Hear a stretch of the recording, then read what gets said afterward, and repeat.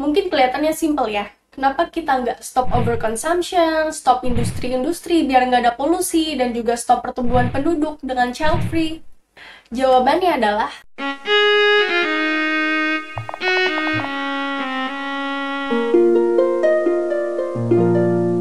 hello guys, this is Dinda and welcome back to my channel. Guys, kalian pasti sering banget kan dengar kata-kata sustainable. Sustainable living lah, sustainable fashion, sustainable apa lagi ya? Ya, banyaklah sustainable.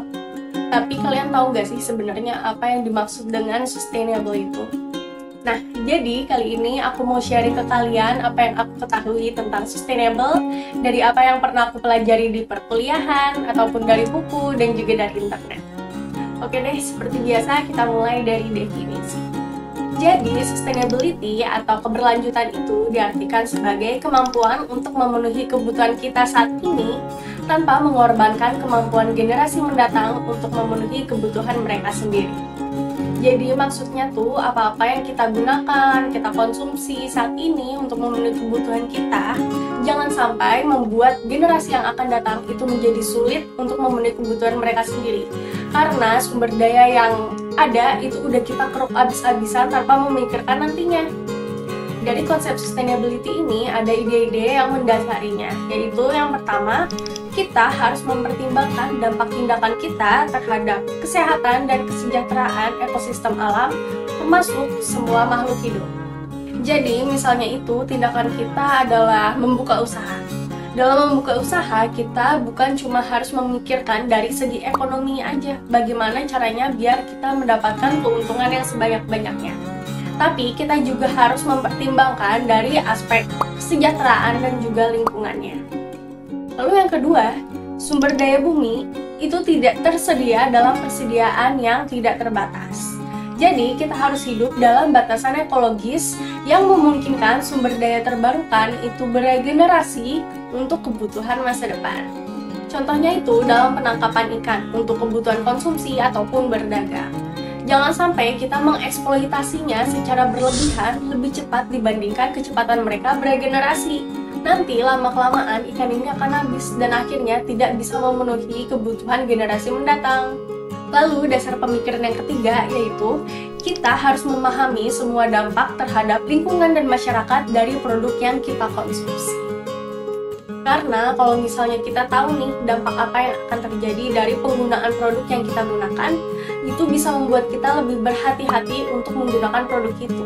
Atau kita bisa lebih sadar untuk membuang limbahnya secara bertanggung jawab, nggak membuang sembarangan. Dan yang terakhir, masing-masing dari kita berbagi tanggung jawab untuk kelestarian lingkungan. Kita tinggal di lingkungan ini bersama-sama. Maka dari itu, kita semua jugalah yang bertanggung jawab untuk menjaga kelestarian lingkungan ini.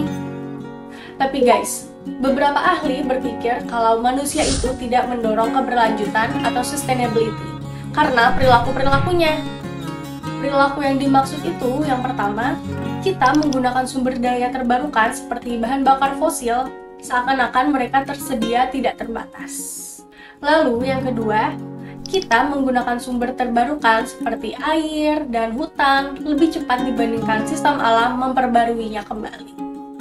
Lalu yang ketiga, kita mencemari lingkungan dengan polutan seolah-olah lingkungan bisa menyerapnya tanpa batas.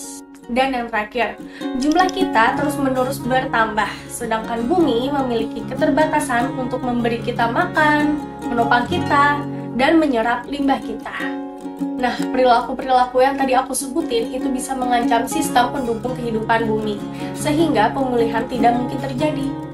Mungkin kelihatannya simple ya, kenapa kita nggak stop overconsumption, stop industri-industri biar nggak ada polusi, dan juga stop pertumbuhan penduduk dengan child free? Jawabannya adalah berbagai faktor ekonomi, sosial, dan lingkungan itu saling berinteraksi sehingga mempersulit solusinya. Tapi walaupun rumit, kita nggak nyerah gitu aja untuk mencapai sustainability ini dengan cara sustainable development atau pembangunan berkelanjutan. Nah, pembangunan berkelanjutan sendiri itu diartikan sebagai pembangunan ekonomi yang memenuhi kebutuhan sekarang tanpa mengorbankan kemampuan generasi mendatang untuk memenuhi kebutuhan mereka sendiri. Dan tujuan dari pembangunan berkelanjutan ini dituangkan dalam Sustainable Development Goals atau singkatnya SDGs. SDGs ini disepakati dalam sidang umum PBB oleh 193 negara pada September 2015 yang merupakan penyempurnaan dari Millennium Development Goals yang berakhir di tahun 2015. Sekilas tentang MDGs ini memiliki 8 goals sebagai berikut dan ditargetkan selesai di tahun 2015. Jadi sebelum tahun 2015 itu namanya Millennium Development Goals. Cuma di tahun 2015 ternyata nggak semua goalsnya itu bisa tercapai. Jadi agenda yang belum tercapai di MDGs itu dilanjutkan kembali pelaksanaan pencapaiannya di Sustainable Development Goals. Oke, balik lagi ke SDGs. SDGs ini memiliki 17 tujuan global, yaitu sebagai berikut. Pada intinya, 17 tujuan ini merupakan seruan mendesak untuk bertindak bagi semua negara dalam kemitraan global untuk meningkatkan kualitas planet dan hidup manusia di seluruh dunia pada tahun 2030. Dan ke-17 goals tadi itu mengintegrasikan 3 pilar berkelanjutan yang tadi udah aku sebutin kalau mereka itu saling berinteraksi, yaitu pilar sosial, ekonomi, dan juga lingkungan. Dan ada kalimat nih yang menyambungkan ke-17 goals itu secara umum. Aku bacain ya. Mengakhiri kemiskinan dan kekurangan lainnya harus berjalan seiring dengan strategi yang meningkatkan kesehatan dan pendidikan. Mengurangi kesenjangan dan memacu pertumbuhan ekonomi sambil mengatasi perubahan iklim dan bekerja untuk melestarikan lautan dan hutan kita. Gitu guys. Jadi gimana menurut kalian? 17 goals tadi itu bisa tercapai nggak di tahun 2030? Kira-kira kita bisa apa ya untuk membantu mencapai Sustainable Development Goals ini? Kalau kalian ada ide, boleh komen di bawah. Siapa tahu komen kalian menginspirasi. Dan sepertinya sharing aku kali ini cukup sampai di sini. Semoga bisa bermanfaat. Dan jangan lupa untuk klik tombol like, comment, dan subscribe-nya. See you on the next video. Bye!